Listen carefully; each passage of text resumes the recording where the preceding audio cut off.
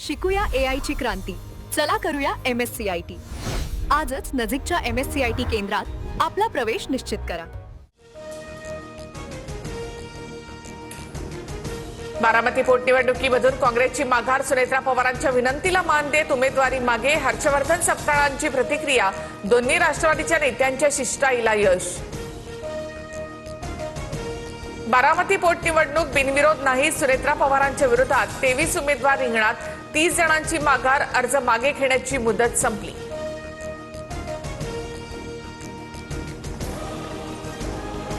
बारामतीची निवडणूक दादांसाठी महत्त्वाची होती. उमेदवारी अर्ज मागे घेतल्यामुळे काँग्रेसचे मनापासून आभार. आकाश मोरेंनी दादांना आदरांजली म्हणून निर्णय घेतला. जय पवार यांची प्रतिक्रिया. पार्थ पवारांनी घेतली राज्यसभा खासदारकीची शपथ. शपथविधीवेळी पार्थ पवारांकडून अजितदादांचं गुलाबी जॅकेट परिधान. सुनेत्रा पवार, सुनील तटकरे यांचीही उपस्थिती. पार्थ पवारांचं वक्तव्य निराधार. काँग्रेसवर केलेल्या टीकेचा त्यांना कधी ना कधी पश्चाताप होईल. हर्षवर्धन सपकाळांचा निशाणा. तर पार्थ पवारांच्या वतीने रोहित पवारांकडून दिलगिरी व्यक्त. दोन्ही राष्ट्रवादींच्या विलीनीकरणाच्या मुद्द्याला पूर्णविराम. पक्ष वाढवण्यासंदर्भात काम करण्याच्या शशिकांत शिंदेंच्या सूचना. पवारांच्या राष्ट्रवादीची 3 दिवसांपासून मुंबईमध्ये संघटनात्मक बैठक. रोहित पवार कर्नाटकचे गृहमंत्री जी परमेश्वर यांची भेट घेणार.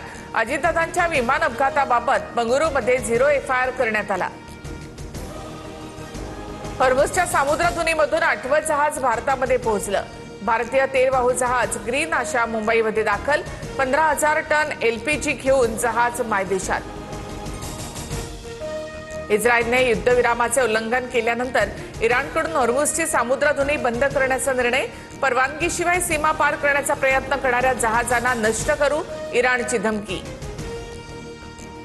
अमेरिका इराणमध्ये युद्धविराम झाल्यानंतर सुद्धा इस्रायलची आक्रमक भूमिका कायम.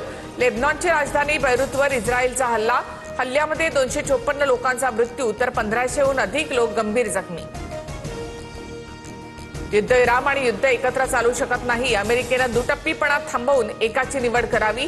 लेबनॉनमधील हल्ले त्वरित थांबवा, अन्यथा सैन्य कारवाई करू, इराणचा इशारा. इराणच्या 10 मागण्यांची यादी डोनाल्ड ट्रम्प यांनी कचरापेटीत फेकली.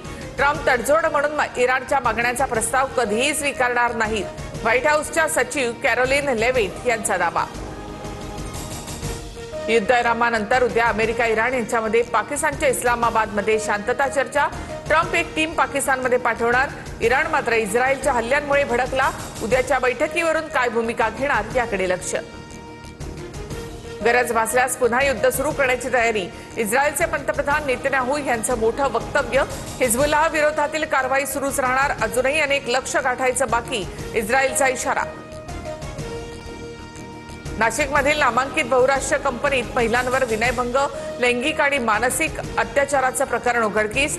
आतापर्यंत 7 आरोपींना अटक. प्रकरण अतिशय गंभीर, सखोल तपास होणार, मुख्यमंत्री फडणवीसांचं आश्वासन.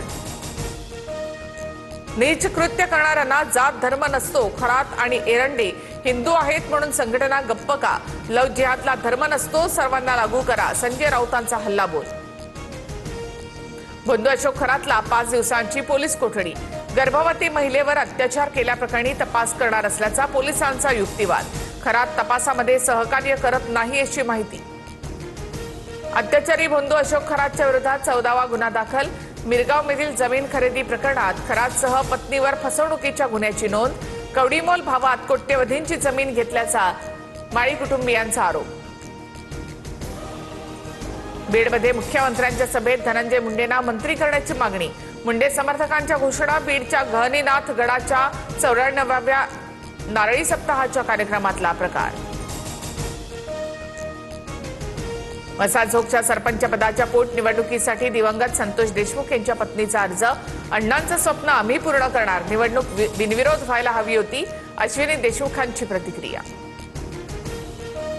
कार अपघातामध्ये बीडमधील केसचे तहसीलदार राकेश गिड्डे यांचा मृत्यू.